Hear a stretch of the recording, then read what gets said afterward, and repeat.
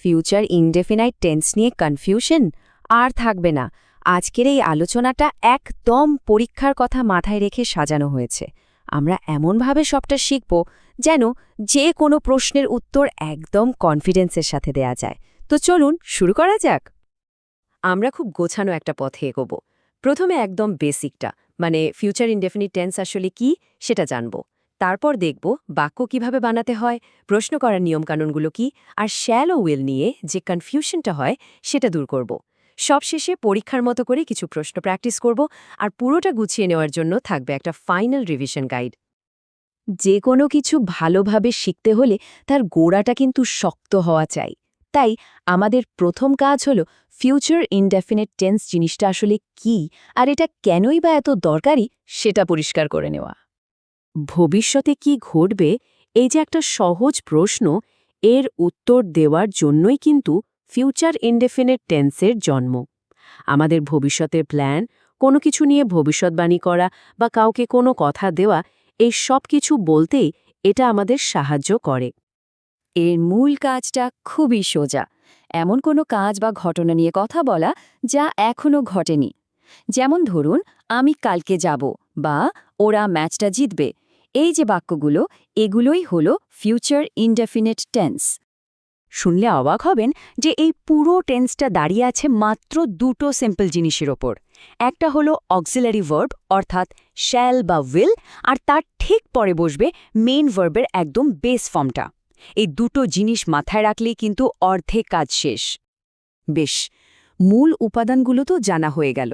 এবার চলুন সেগুলোকে একসাথে জুড়ে দিয়ে বাক্য বানানো যাক। আমরা শুরু করব সবচেয়ে কমন দুটো স্ট্রাকচার দিয়ে, হ্যাঁবোধক আর নাবোধক বাক্য। আচ্ছা, প্রথমে দেখা যাক ভবিষ্যৎ নিয়ে একটা পজিটিভ বা হ্যাঁবোধক কথা কিভাবে বলতে হয়। স্ট্রাকচারটা দেখুন কি ভীষণ সহজ। প্রথমে সাবজেক্ট মানে হি বা আই, তারপর অক্সিলারি ভার্ব হিসেবে উইল বা শ্যাল, আর শেষে মেইন ভার্বের প্রেজেন্ট ফর্ম। যেমন প্রথম উদাহরণটায় হি উইল কাম, প্রথমে সাবজেক্ট, তারপর উইল, তারপর ভার্ব। একদম সিম্পল। এখানকার উদাহরণগুলোতে একটু খেয়াল করুন। সাবজেক্ট যাই হোক না কেন, আই, দে বা হি, মূল স্ট্রাকচারটা কিন্তু একই থাকছে। Subject plus will, shall plus verb. এই নিয়মটা সব জায়গায় একইভাবে চলে। হ্যাঁ, বোধক বাক্য তো শিখে ফেললাম, কিন্তু যদি বলতে চাই যে ভবিষ্যতে কিছু ঘটবে না, তখন কি করতে হবে? চলুন দেখি সেটাও কতটা সহজ। এখানে সবচেয়ে জরুরি যে বিষয়টা, আর সত্যি বলতে গেলে একমাত্র নিয়মটাই হল নট শব্দটা কোথায় বসবে। মনে রাখতে হবে নট সবসময় বসবে অক্সিলারি ভার্ব মানে উইল বা শ্যালের ঠিক পরে আর মেন ভার্বের আগে। ব্যাস, এই ছোট্ট ক্রমটা কিন্তু একদম ফিক্সড, এটা কখনো বদলাবে না। দেখুন, সাবজেক্ট এখানে ইউ হোক, বাপির মতো কোনো নাম হোক বা শি হোক, নিয়ম কিন্তু সেই একই, উইল নট। এই যে একটা ধারাবাহিকতা, এটাই ইংরেজি গ্রামারকে অনেক সহজ করে দেয়। আমরা তো এতক্ষণ স্টেটমেন্ট বা বিবৃতি দেওয়া শিখলাম। এবার আমাদের টুলবক্সে নতুন একটা স্কিল যোগ করার পালা, ভবিষ্যৎ নিয়ে প্রশ্ন করা। একটা সাধারণ হ্যাঁ না প্রশ্ন বানানো কিন্তু খুবই সহজ। ধরুন একটা হ্যাঁবোধক বাক্য আছে, ইউ উইল গো। এবার শুধু প্রথম দুটো শব্দের জায়গাটা অদলবদল করে দিন, ব্যাস প্রশ্ন তৈরি। স্লাইডে দেখুন, উইল ইউ কাম। এখানে অক্সিলারি ভার্ব উইল একদম বাক্যের শুরুতে, মানে সাবজেক্ট ইউ এরও আগে চলে এসেছে। ইউ উইল কাম বাক্যটা এভাবেই প্রশ্ন বা ইন্টারোগেটিভ হয়ে যায়।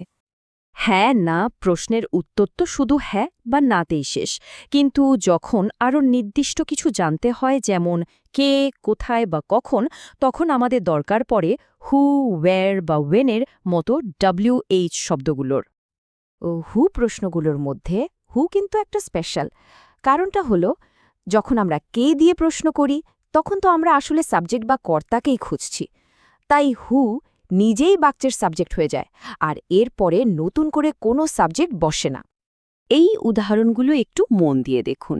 হু উইল গো, এখানে উইল আর গো এর মাঝে কিন্তু কোনো সাবজেক্ট নেই, কারণ হু নিজেই সেই কাজটা করছে। আর বাকি সব WH শব্দের জন্য নিয়মটা খুব সোজা। প্রথমে WH শব্দ, তারপর অক্সিলারি ভার্ব, তারপর সাবজেক্ট আর একদম শেষে মেইন ভার্ব। এবার একটু মন দিয়ে শুনতে হবে, কারণ আমরা এমন একটা নিয়ম নিয়ে কথা বলবো যেটা পরীক্ষায় প্রায়ই আসে আর যেখানে ভুল হওয়ার সম্ভাবনাও সবচেয়ে বেশি। আর সেটা হলো না বোধক প্রশ্ন, অর্থাৎ ইন্টারোগেটিভ নেগেটিভ সেন্টেন্স।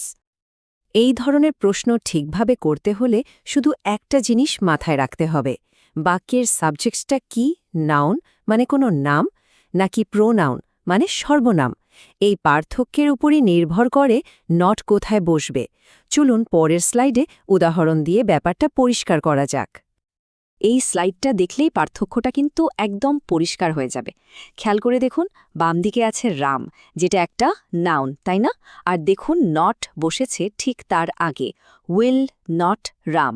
এবার ডান দিকে দেখুন হি, যেটা একটা প্রোনাউন, আর এখানে নট কোথায় বসেছে? ঠিক প্রোনাউনটার পরে, উইল হি নট। পরীক্ষার জন্য এই নিয়মটা কিন্তু ভীষণ ভীষণ জরুরি। চলুন এবার সবচেয়ে বড় কনফিউশনটা দূর করা যাক, কখন শ্যাল ব্যবহার করতে হবে আর কখন উইল। একেবারে বইয়ের নিয়ম বা ট্র্যাডিশনাল নিয়ম যদি বলি, তাহলে ফার্স্ট পারসন মানে আই আর উই এর সাথে বসে শ্যাল, আর বাকি সবার সাথে মানে সেকেন্ড ও থার্ড পারসনের সাথে বসে উইল। এটা হলো বেসিক রুল। তবে একটা কথা মনে রাখতে হবে, আজকালকার ইংরেজিতে বিশেষ করে কথা বলার সময় এই নিয়মটা অতটা কড়াকড়িভাবে মানা হয় না। এখন প্রায় সবার সাথেই উইল ব্যবহার করার চল আছে, কিন্তু আমরা যেহেতু পরীক্ষার প্রস্তুতি নিচ্ছি, তাই আমাদের এর পরের বিশেষ নিয়মটাও জানতে হবে। পরীক্ষার জন্য কিন্তু এই বিশেষ ক্ষেত্রগুলো জানাটা মাস্ট, যেখানে একটা নির্দিষ্ট অর্থ বোঝানোর জন্য এই সাধারণ নিয়মটা ঠিক উল্টে যায়। এখানেই আসল মজাটা। যখনই আমরা নিয়মটা উল্টে দিই, বাক্যের মানেটাও কিন্তু পুরোপুরি পাল্টে যায়।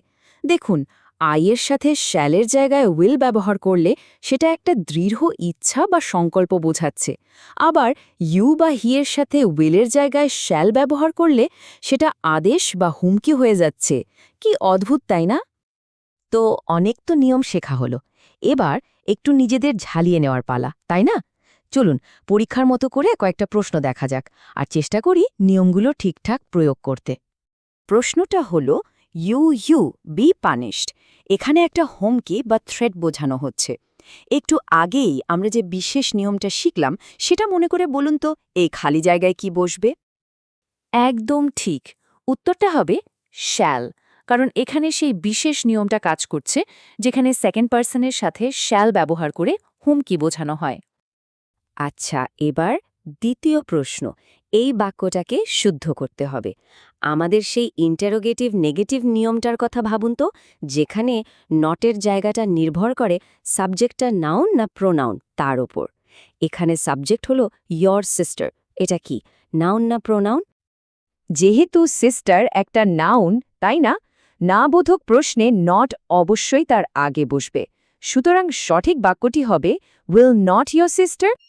আমাদের আলোচনার প্রায় শেষ পর্যায়ে চলে এসেছি। এবার চলুন চট করে একটা জরুরি জিনিস দেখে নিই। বি আর হ্যাভের মতো খুব কমন ভার্বগুলো এই টেন্সে কিভাবে কাজ করে। এখানে ভালো খবরটা হলো, কোনো নতুন নিয়ম শেখার দরকার নেই। মূল স্ট্রাকচার একদম একই থাকে। উইল বা শ্যাল তাদের মতোই অক্সিলারি ভার্ব হিসেবে কাজ করে, আর বি বা হ্যাভ তাদের বেস ফর্মে মেইন ভার্ব হিসেবে বসে যায়। যেমন দেখুন, he will be a singer বা উইল হি হ্যাভ আ কার। গঠন কিন্তু একই রয়ে গেছে। আমরা কিন্তু অনেক কিছু কভার করে ফেলেছি। এখন সময় হয়েছে পরীক্ষার আগে শেষ মুহূর্তের রিভিশনের জন্য সবকিছু এক জায়গায় গুছিয়ে নেওয়ার। এই স্লাইডটা হলো আপনাদের ফাইনাল চিটশিট। এটাই হলো পুরো আলোচনার সারসংক্ষেপ। চাইলে এটার একটা স্ক্রিনশট নিয়ে রাখতে পারেন বা খাতায় নোট করে ফেলতে পারেন। ফিউচার ইনডেফিনাইট টেন্স থেকে পরীক্ষায় যা কিছু আসতে পারে তার মূল ভিত্তি কিন্তু এখানেই আছে। এই নিয়মগুলো এখন আপনাদের গ্রামার টুলকিটের একটা অংশ। আশা করি এই জ্ঞান ব্যবহার করে সবাই আত্মবিশ্বাসের সাথে পরীক্ষার প্রস্তুতি নিতে পারবেন এবং সাফল্যও পাবেন। আজকের আলোচনা এখানেই শেষ করছি।